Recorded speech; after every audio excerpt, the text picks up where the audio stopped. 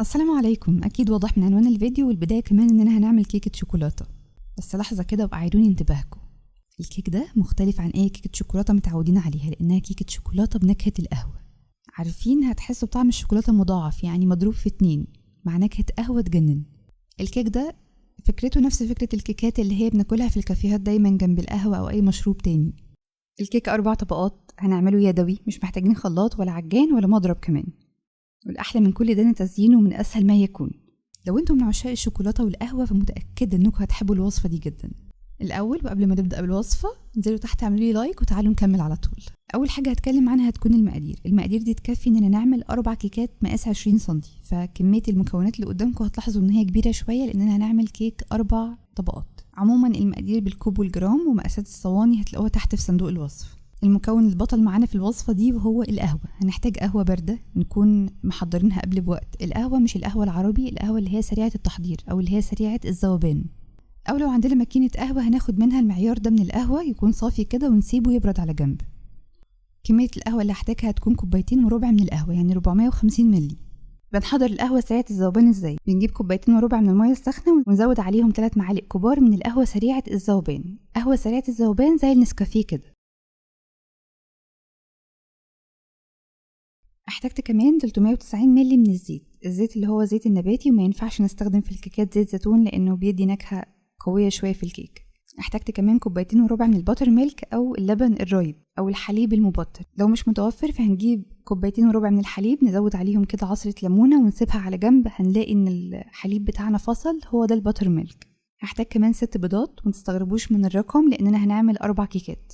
احتجت كمان 8 كوبايات و5 معالق كبيرة معيارية ممسوحة من الدقيق، والدقيق اللي هو الدقيق الفاخر أو اللي هو دقيق درجة أولى. احتجت كمان 690 جرام من السكر، 90 جرام تقريبا 3 كوبايات من السكر، ونص كوباية ناقصة معلقة صغيرة. أكيد علشان كيكة شوكولاتة فهنستخدم كاكاو خام غير محلى في حدود الكوب 120 جرام تقريبا.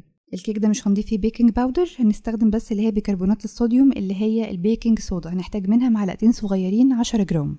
واخر حاجة علشان نظبط طعم السكر في الكيك ده فهنحتاج معلقة صغيرة من الملح تكون 5 جرام. بس كده، هي دي المكونات بسيطة جدا موجودة في اي بيت، بس الكمية كبيرة لاننا هنعمل كيك 4 طبقات مرتفع وحجمه كبير. اذا حابين نعمل كيك طبقتين بس فنقدر نقسم المقادير دي على 2. نجيب طبق يكون واسع وعميق جدا على قد ما تقدروا، يعني علشان كمية الكيك كبيرة. اول حاجة هنزل بيها تكون القهوة، والقهوة تكون دافية او بردت، يعني ما تكونش سخنة لسه.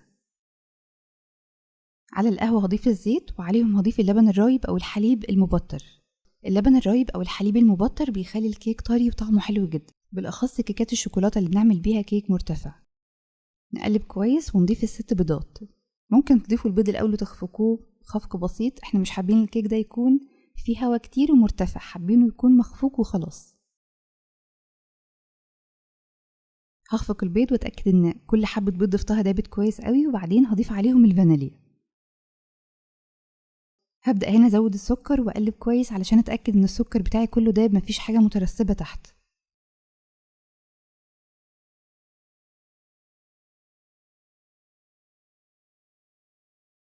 في الخطوة دي غيرت القالب بس علشان خاطر القالب بتاعي كان صغير وكان لازم اشتغل في حاجة اكبر من كده.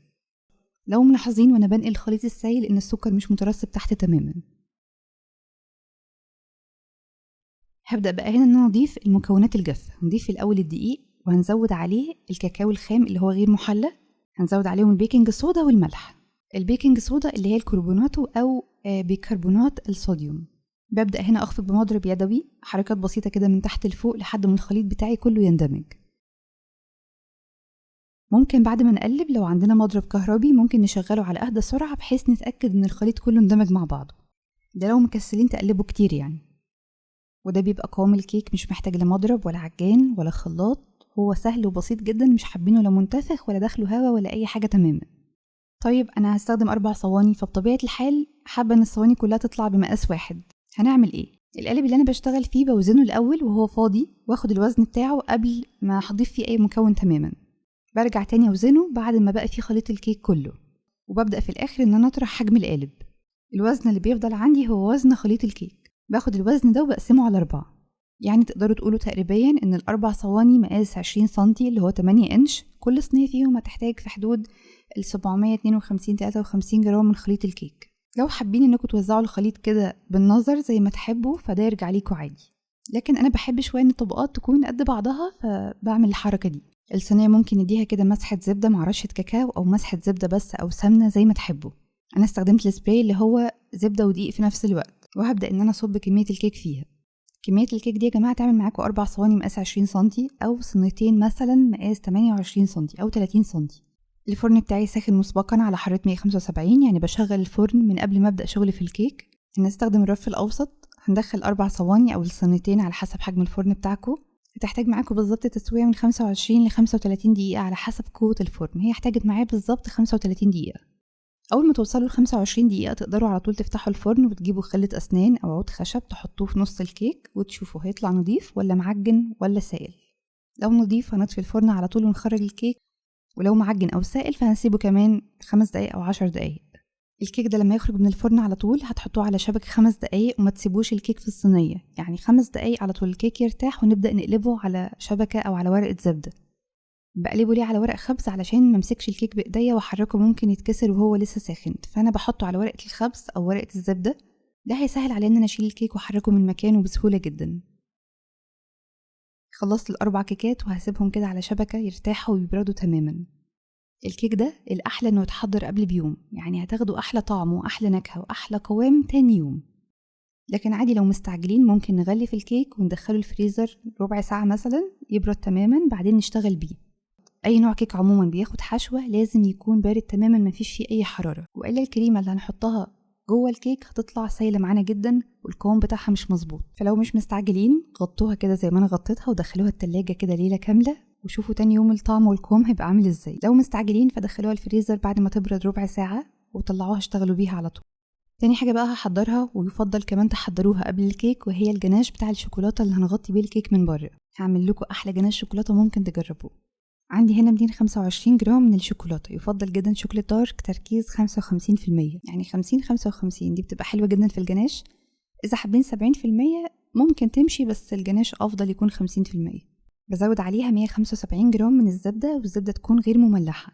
باخد الخليط ده وبدخله الميكرويف وكل 30 ثانية بخرجه أقلبه كويس قوي، أو ممكن على حمام مائي ونقلب لحد ما يدوب. ده خليط الشوكولاتة بعد ما خرج من الميكرويف، دايب جدا مفيش فيه أي تكتلات تماما. عندي هنا 100 مل من الكريمة، تقريبا نص كوباية من كريمة الخفق. ببدأ إن أنا أضيفها بالتدريج وأقلب. يا هبة ما احنا ممكن نسخن الكريمة وننزل فيها بالزبدة والشوكولاتة، تمام هتبقى ناجحة وكل حاجة، بس الجناش بتاعكم هيبقى مطفي ومحبب ومش زي ده تماما. شوفوا الجناش اللمعة بتاعته عاملة ازاي، وشوفوا كمان لما يبرد ونزين بالكيك هيبقى عامل ازاي. كده القوام بقى تمام جدا والكريمة اندمجت مع الشوكولاتة. هسيبه بقى يبرد على جنب تماما ويتماسك. دلوقتي هنعمل كريمة الزبدة الرهيبة اللي هنحشي بيها الكيك. أول مكون عندي هنا هو الزبدة. هحتاج 125 جرام من الزبدة، يعني تقريبا نص كوباية ومعلقة كبيرة مليانة من الزبدة. الزبدة تكون لينة بحرارة الغرفة، يعني نخرجها من التلاجة قبل بوقت، يعني مش قطع حتى، لأ تكون بنقلبها كده تكون دايبة معانا خالص، ما تبقاش زي المية برضو، بس في نفس الوقت تكون ناعمة كده. لو احنا في الشتاء ومخرجين الزبدة من التلاجة قبل بوقت وفي نفس الوقت برضو لسه متماسكة زي ما هي، كل اللي هتعملوه انكم هتدخلوها الميكرويف بس في حدود 20 ثانية وتخرجوها تقلبوها كويس. تاني مكون بحتاجه هو السكر البودرة. سكر بودرة يكون جاهز مش سكر بودرة في البيت، لان ده بيفرق عن ده تماما. السكر البودرة بتاعي يكون منخول كويس جدا. انا هحتاج بالظبط كوباية سكر بودرة وعليها معلقتين كبار. بنخل كمية كويسة من السكر الاول بعدين باخد المعيار بتاعي منه. وعندي هنا 80 جرام من الشوكولاتة الدايبة. الشوكولاتة بدخلها الميكرويف 30 ثانية واخرجها اقلبها، او ممكن نستخدم شوكولاتة قابلة للدهن زي النوتيلا مثلا.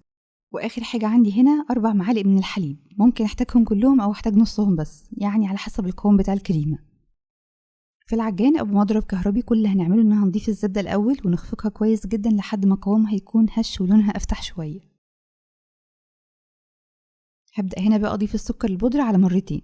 اول ما اضيف السكر البودرة شغله على سرعة هادية جدا الاول، والا هتلاقوا السكر البودرة يعني بهدل الدنيا كلها. اول ما يندمج كويس هنبدأ نضيف الكمية التانية، واحنا بنخلط السكر البودرة بعد ما يندمج هنشغل العجان بتاعنا بقى على اعلى سرعة ونسيبه كده في حدود 7 أو 8 دقايق. احنا حابين ان كريمة الزبدة تكون هشة وطرية جدا، ما تبقاش كده جوه الكيك متماسكة وعاملة زي ما تكون زبدة بجد. فادوها حقها كويس جدا في الخفق علشان هتديكوا نتيجة ممتازة قوي. شوفوا القوام بتاعها ودرجة اللون بقت عاملة ازاي، هو ده القوام المظبوط. هبدأ هنا اضيف الشوكولاتة الدايبة، وزي ما قلت لكم تقدروا تضيفوا نوتيلا او اي شوكولاتة قابلة للدهن، او تقدروا تسيبوها سادة كده زي ما هي بدون اي شوكولاتة. هخفقها كويس لحد ما تاخد لون الشوكولاتة الحلو اللي قدامكم ده، وفي الاخر هضيف كمية الحليب اللي معايا اللي هي 4 معالق كبيرة من الحليب. انا احتاجت ال4 معالق كلهم علشان مش حابة ان الكريمة تكون متماسكة قوي، حباها تكون مظبوطة وخلاص. نديها تقليبة كده بسباتيولا من تحت لفوق، نتأكد ان كل الخليط زي بعضه مفيش اي حاجة مختلفة فيه. وقوامها عامل ازاي، وشوفوا قد ايه هشة كده وتحسوا ان داخلها هوا، مظبوطة جدا. وده كمان جناش الشوكولاتة بعد ما برد. كده احنا مش ناقصنا غير الكيك، ونركب الكيك بتاعنا على طول. وعلشان الطبقات بتاعتنا تطلع حلوة، فبعد ما الكيك يبرد تماما هنجيب منشار اللي هو زي بتاع الكيك ده، او السكينة اللي هي مشرشرة دي اللي هي كبيرة بتاعت الكيكات او المخبوزات، ونبدأ اننا بالراحة كده نشيل الجزء اللي فوق من الكيك. الكيكة اللي بخلصها وبظبطها برجعها تاني على ورقة الخبز بتاعتها وبرصهم فوق بعض كده. هنجيب بقى الطبق بتاعنا اللي هنقدم عليه الكيك، وهنضيف عليه كده شوية من كريمة الزبدة علشان نثبت أول طبقة كيك عليه. ده هيخلي الكيك طول الوقت ثابت على الطبق، ما يتحركش معانا يمين وشمال. باخد معلقة كبيرة أو سباتيولا كبيرة تكون مليانة من كريمة الزبدة، وده نفس المعيار اللي بضيفه بين كل طبقة والتانية. ببدأ ان انا اوزع كمية الكريمة بالطريقة دي. لما توزعوا الكريمة ما تجوش على الكيك، يعني كل توزيعكم يكون فوق الكريمة. لو اخدنا حتة من الكيك كده فهناخد شوية هري من الكيك نخلطه بالكريمة، والكريمة شكلها هيبوظ معانا تماما. فخلوا الأداة اللي في ايديكم دايما تكون لامسة الكريمة مش لامسة الكيك. بوزعها كلها بسمك واحد، وبحاول قدر الامكان ان انا مخرجش بره علشان لسه هغلف من بره بجناش. فقدر الامكان تخلوا الكريمة جوه الكيك ما تطلعش بره الكيك. تطلع بره الكيك امتى؟ لو احنا هنغلف كمان بكريمة من بره. بضيف الطبقة التانية وبضيف عليها سباتيولا كبيرة تكون مليانة من كريمة الزبدة، وبرضه بوزعها بنفس الطريقة اللي أنا وزعت بيها الطبقة الأولى. بنكرر بقى نفس الطريقة مع باقي الطبقات ما عدا آخر طبقة. آخر طبقة بنضيفها بالعكس، يعني بنخلي القاعدة بتاعتها فوق والوش بتاعها لتحت. الوش بتاعها لما يبقى تحت اللي هو قطعناه هيمسك أكتر في الكريمة وهيثبت. كمان الوش اللي فوق اللي هو أملس وناعم ده هيبقى سهل شوية في التزيين وتوزيع الجناش. دي قاعدة عامة في أي تورتة هتعملوها، أو لو حابين تعملوا كيك بسيط زي ده. وحاولوا بقدر الإمكان تظبطوا ميزان الكيك، يعني ميبقاش مايل من ناحية ومرتفع من ناحية، ولو ناحية مايلة اضغطوا على الناحية التانية. بناخد بقى الجناش بتاعنا اللي احنا حضرناه في البداية ونبدأ إننا نوزعه على الكيك بالطريقة دي. بحط الأول فوق وبعدين بنزل على الجوانب، وببدأ إن أنا أخد بسباتيولا وأغطي الجوانب بالطريقة دي. أنا وعدتكم في بداية الفيديو إن الكيك ده تزيينه هيبقى بسيط جدا للمبتدئين، مفيش أسهل منه.